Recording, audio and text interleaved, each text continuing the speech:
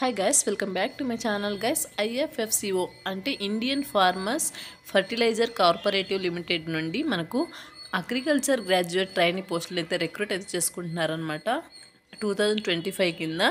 So online applications are invited from the individual for the post of agriculture graduate trainee for its existing establishment joint ventures and future projects anywhere in India or abroad అనమాట. So ఈ యొక్క నోటిఫికేషన్కి qualification details కనుక చూసుకున్నట్టయితే 4 years BSc agriculture full time regular degree అయితే చేసి ఉండాలన్నమాట. General OBC candidate should have secured minimum aggregate 60% marks అయితే ఉండాలి మీకు ఈ యొక్క బీఎస్సీలో జనరల్ అండ్ ఓబీసీ క్యాండిడేట్స్కి. అండ్ నెక్స్ట్ వచ్చేసి ఎస్సీ ఎస్టీ క్యాండిడేట్స్కి వచ్చేసి మినిమం వచ్చేసి 55% అయితే మీకు మార్క్స్ అయితే ఉండాల్సి ఉంటుందన్నమాట ఈ యొక్క బీఎస్సీ అగ్రికల్చర్ డిగ్రీలో. Those candidates who have CGPA score in BSc agriculture degree should convert in percentage while filling the application form అనమాట. సో ఎవరికైతే CGPA స్కోర్ బీఎస్సీ అగ్రికల్చర్లో ఉంటుందో సో ఆ యొక్క స్కోర్ని మీరు పర్సంటేజ్ కింద అప్లికేషన్ ఫామ్ ఫిల్ చేసేటప్పుడు పర్సంటేజ్ కింద అయితే మీరు రాయాల్సి ఉంటుందన్నమాట. నెక్స్ట్ వచ్చేసి the candidates who have passed BSc agriculture degree in the year 2022 and thereafter can only apply అనమాట. అండ్ నెక్స్ట్ వచ్చేసి the above qualification should be from the UGC recognise university institute అనమాట.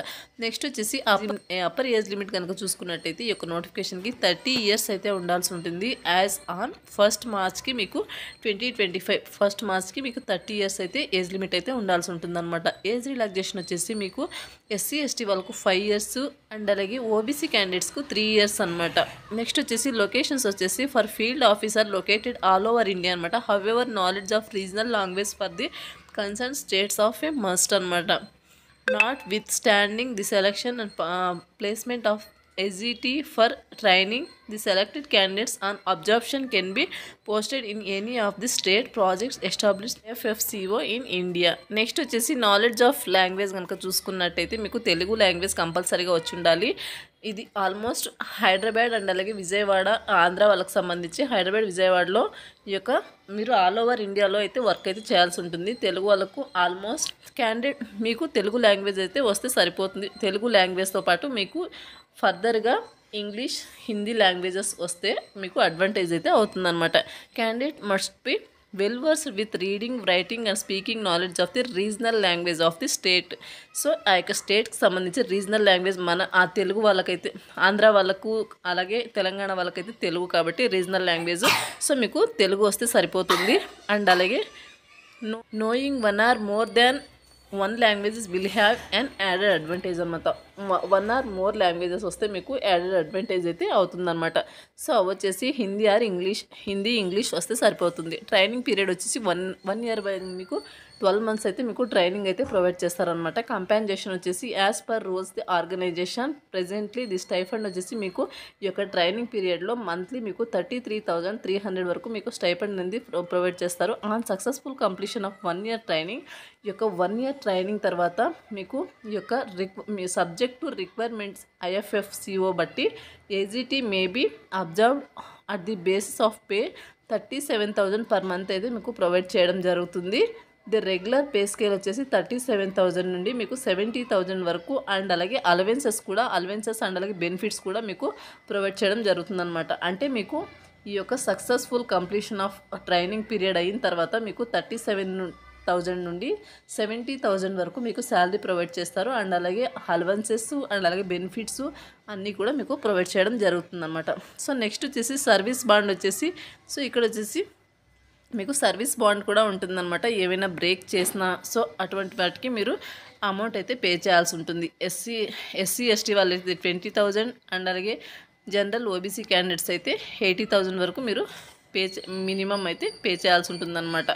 Next వచ్చేసి selection procedure కనుక చూసుకున్నట్టయితే online ద్వారా మీరు ఈ యొక్క నోటిఫికేషన్కి అప్లై అయితే చేసుకోవాల్సి ఉంటుంది. Eligible candidates will be required to appear for preliminary computer based online test in open environment by using their own resources computer laptop with internet facility అనమాట. So online computer based test అనేది మీకు conduct చేయడం జరుగుతుందన్నమాట. Selection ప్రొసీజర్లో the candidate shortlisted based on the performance in the preliminary online test will be called for final online test అనమాట. So ఎవరైతే ఈ యొక్క సో ఎవరైతే కంప్యూటర్ బేస్డ్ టెస్ట్ని షార్ట్ లిస్ట్ అయి ఉంటారో సో అటువంటి వాళ్ళకు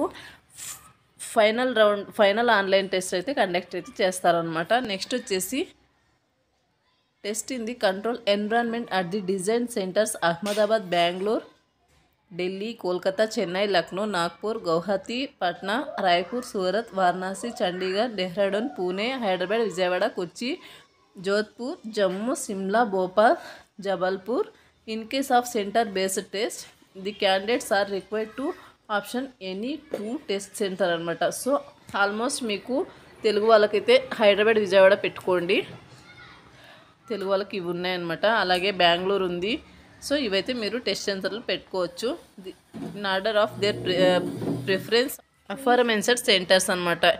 effort will be made to allot the test center in order to choice given by the candidates. Request to change this test center once option will not be entered అనమాట. IFFCO reserved the right of cancel any of these centers in that eventually the candidates who will be shortlisted on the basis of their performance in final online test. ఎవరైతే final online test short list అయి ఉంటారో so అటువంటి వాళ్ళకు so personal ఇంటర్వ్యూకి అయితే మిమ్మల్ని పిలుస్తారనమాట. వాళ్ళు will be called for personal interview అని క్లియర్గా మెన్షన్ చేశారు. అండ్ నెక్స్ట్ వచ్చేసి మెడికల్ ఎగ్జామినేషన్ కనుక చూసుకున్నట్టు candidates shortlisted after personal interview. ఎవరైతే పర్సనల్ ఇంటర్వ్యూ షార్ట్ లిస్ట్ అయి ఉంటారో సో అటువంటి వాళ్ళకు మెడికల్ ఎగ్జామ్ అయితే కండక్ట్ చేస్తారనమాట. సో అందులో కూడా మీరు పాస్ అయితే అవ్వాల్సి ఉంటుంది. అండ్ నెక్స్ట్ వచ్చేసి హౌ టు అప్లై కనుక చూసుకున్నట్టయితే ఇక్కడ వీళ్ళు లింక్ అయితే ప్రొవైడ్ చేస్తారనమాట. త్రూ ఈ యొక్క వెబ్సైట్ ద్వారా మీరు ఆన్లైన్ ద్వారా మీరు అప్లై అయితే చేసుకోవాల్సి ఉంటుంది.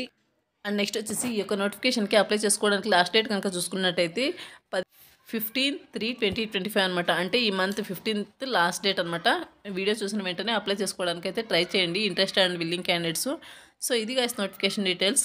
ఈ యొక్క నోటిఫికేషన్కి సంబంధించిన అప్లై లింక్ అనేది వీడియో కింద డిస్క్రిప్షన్లో ప్రొవైడ్ చేస్తాను, అక్కడ నుంచి అప్లై అయితే చేసుకోండి. మరొక మంచి వీడియోతో మళ్ళీ కలుద్దాం. Thank you.